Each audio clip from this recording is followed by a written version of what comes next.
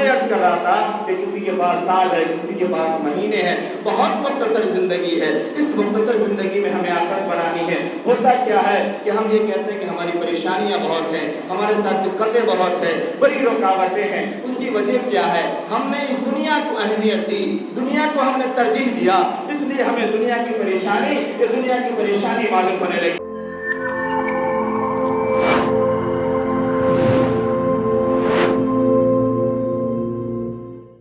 آپ اگر تاریخ میں پیچھے جائے، کیا ہمارے اکابر کے ساتھ پریشانیاں نہیں آئی؟ کیا ہمارے اسلاف کے ساتھ پریشانیاں نہیں آئی؟ کیا بزرگان دین کے ساتھ پریشانیاں نہیں آئی؟ کیا امام المجتہدین کے ساتھ پریشانیاں نہیں؟ کیا تابعین تبع تابعین کے ساتھ پریشانیاں نہیں تھی؟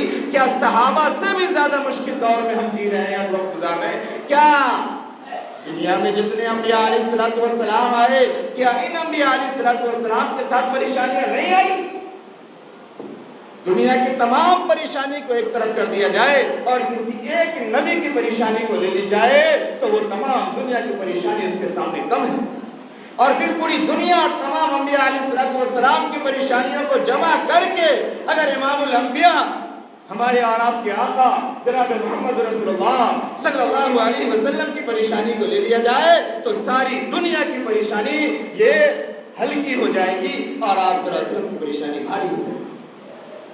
ہم اس نبی کی امت میں ہیں جس نے ہر دور ہمیں سکھا دیا ہے، ہر جفا کشی ہمیں سکھا دی ہے، ہر حال میں وفاداری ہمیں سکھا دیا ہے اور اللہ کے سامنے جھکنے اور اللہ سے جڑے رہنے کا طریقہ سکھا دیا۔ آج ہم کو سے دور نکل گئے ایمان سے، اعمال سے۔ ہوتا یہ تھا کہ ہمارے اسلاف کے سامنے اور انبیاء کے سامنے اور بزرگان دین کے سامنے آخرت یہ پہلے نمبر پر مقدم تھی۔ بات سمجھے گا، میں آخری جملہ عرض کرنے لگا، باتیں ختم کر رہا ہوں۔ آخرت یہ سامنے تھی، بات سمجھ میں آ رہی میں کیا کہہ رہا ہوں؟ یہ وقت جو 15 سال 20 سال ہمارے پاس بچا ہے نا، اس کا ختم ہو جانا، پھر یہ کہ یہ پورا ہو پانا یعنی کب ختم ہو جانا یہ بھی معلوم نہیں۔ یہ اس بات کا یقین پورے طور پر ہمارے بڑوں کو تھا، ہمارے بزرگوں کو تھا، ہمارے اسلافوں کو تھا، انبیاء علیہ السلام کو تھا، اس لیے انہیں قبر کی زندگی نظر آ رہی تھی، انہیں آخرت کی زندگی نظر آ رہی تھی، آخرت کی پریشانی نظر آ رہی تھی۔ وہ پل صراط کے مناظر آنکھوں کے سامنے آیا تھے، وہ تمام چیزیں جب وضاحت کے ساتھ تھی نا، پھر دنیا کی تمام پریشانی یہ حل کی تھی اور معمولی تھی اور سب کچھ کو ہنس کے چلے گئے، سب کچھ کو برداشت کر کے نکل گئے، کیونکہ دنیا کی پریشانی بھی اللہ کے سامنے کوئی قدر و قیمت کی نہیں ہے، کیونکہ دنیا کی ہی کوئی قدر و قیمت اللہ کے سامنے نہیں ہے۔ تو جب آخرت کو سامنے رکھا تو دنیا کی پریشانی کو سہنا اور برداشت کرنا یہ آسان ہو گیا۔ میں نے آیت جو پڑھی تھی، آپ اس آیت کو کبھی غور کر کے دیکھیں اور پڑھے، بڑی چھوٹی سی آیت ہے۔ اللہ فرماتے ہیں لَقَدْ خَلَقْنَا الْإِنسَانَ فِي كَبَدٍ، ہم نے انسانوں کو دنیا میں پیدا ہی کیا ہے پریشانیوں میں، مشقتوں میں، حالاتوں میں۔ اس کے ساتھ پریشانی تو آنی آنی، یہ کس کس چیزوں سے بچ سکتا ہے، کیا کیا انتظام کر سکتا ہے؟ دنیا یہ ہے ہی پریشانی کی جگہ، آرام کی جگہ تو جنت ہے ہمیشہ ہمیشہ کے لیے۔ دنیا ہے ہی پریشانی کی جگہ، اللہ نے بات سمجھا دی چھوٹی سی آیت میں۔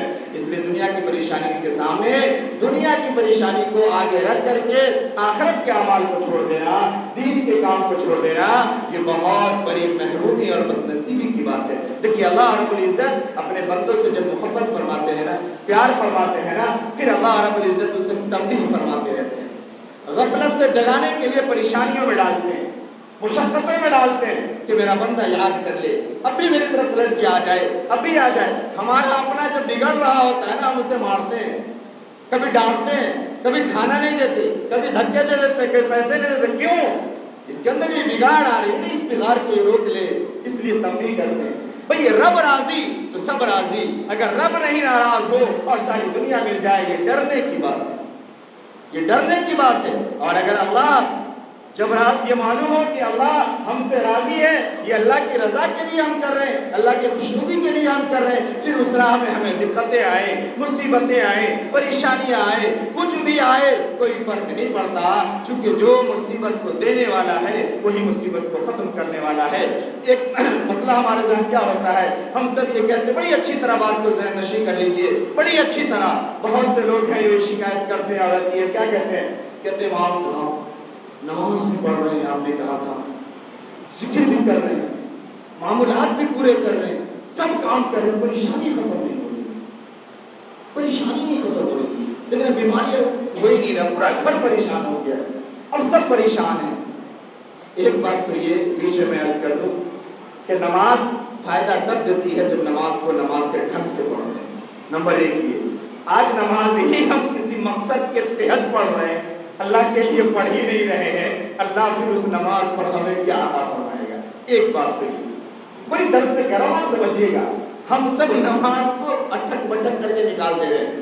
نماز کو تو نماز کے ڈھنگ سے پڑھے. بھائی اگر دل میں پریشانی ہے تو جو دل کو بنانے والا ہے اس سے زیادہ کون اس پریشانی کو ٹھیک کرنے کے بارے میں جانتا ہوگا؟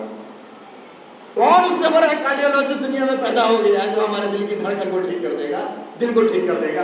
یہ تو وہی کرے گا, الذین آمنوا وتطمئن قلوبهم بذکر اللہ الا بذکر اللہ تطمئن القلوب. لگا کے تو دیکھیں.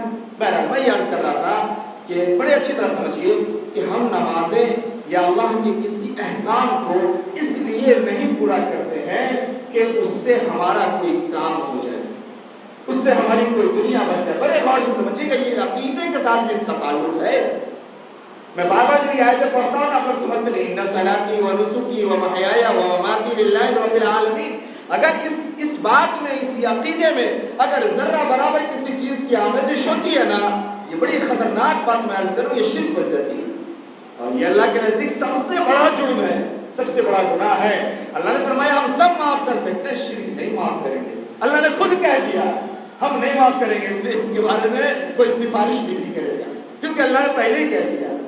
تو جب ہم نماز پڑھتے ہیں نا, تو نمبر ایک یہ کہ نماز پڑھنے کی وجہ سے یا کسی اچھے کام کی وجہ سے ہماری پریشانیاں ختم ہو جائے, یہ ضروری نہیں, یہ ضروری نہیں.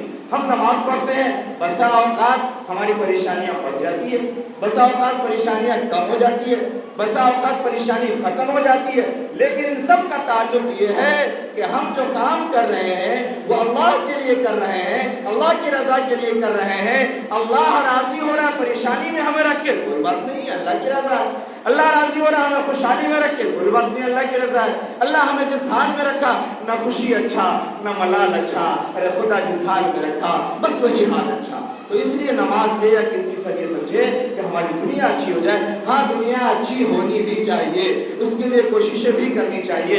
میں نے جو آیت پڑھی تھی اب ترجمہ کر کے بات ختم کر رہا ہوں. اللہ رب العزت نے یہی بات سمجھائی, اور جب ربنا سے لفظ اسٹارٹ ہوا نا تو پہلا لفظ یہی اللہ نے ربنا سے سورہ بقرہ کے اندر اتارا کہ ربنا آتینا فی الدنیا حسنہ.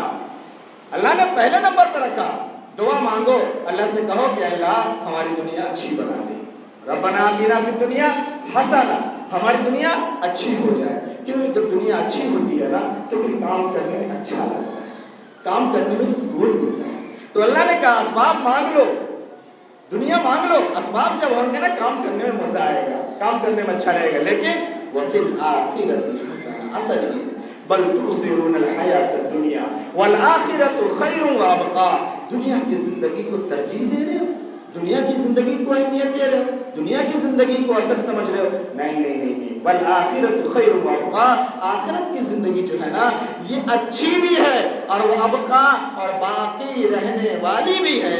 دنیا کی چند سال چند مہینے ہیں, یہ سب کے ختم ہو جانے والے ہیں. دعا کریں کہ اللہ رب العزت ہم تمام کو صحیح سمجھ عطا فرمائے. اللہ ہمارے اپنی اصلاح کی بھی فکر عطا فرمائے. اللہ اپنے پوری قوم اور پوری امت اور پوری اپنی نسل کی اصلاح کا سبب ہو, ذریعہ بنائے. بس